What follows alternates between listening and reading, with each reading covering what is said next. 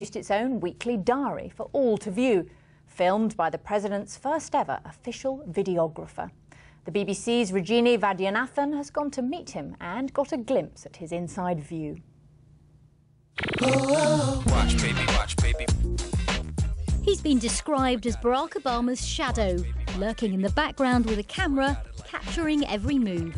It's my job to document what the president does with an eye towards history. So I follow the president around and kind of film what he's up to, especially focusing on not necessarily like his speeches, but what happens just before the speech or just after the speech or, you know, at a meeting in the Oval Office.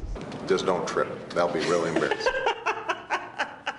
Very nice for you to say that at this moment. Right. Congratulations. These candid moments are filmed by Arun, who you could say is a fly on the wall to the world's most powerful man. Come on, man. As the White House's first official videographer.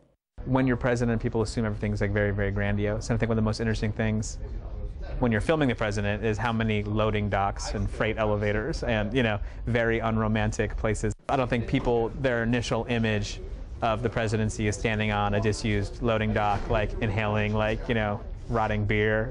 But that's actually what it feels like to be president.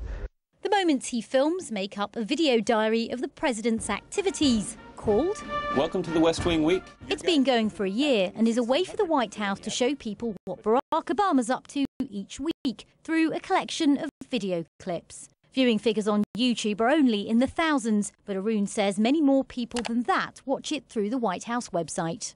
For decades, journalists have learned about the president's activities by coming here to the White House briefing room.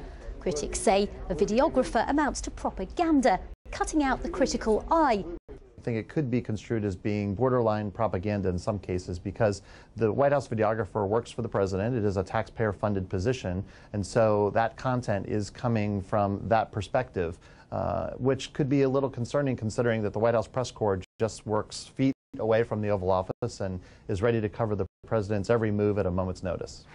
But Arun says he's not trying to compete with mainstream media, simply add greater transparency and openness. He thinks I'm a funny guy. That's why he keeps me around. On the campaign, he called me funny man. I think that we do have a level of trust that is important, in fact, crucial for this job. And I think it does make what I do possible. It doesn't just make it work better, it makes the whole thing possible.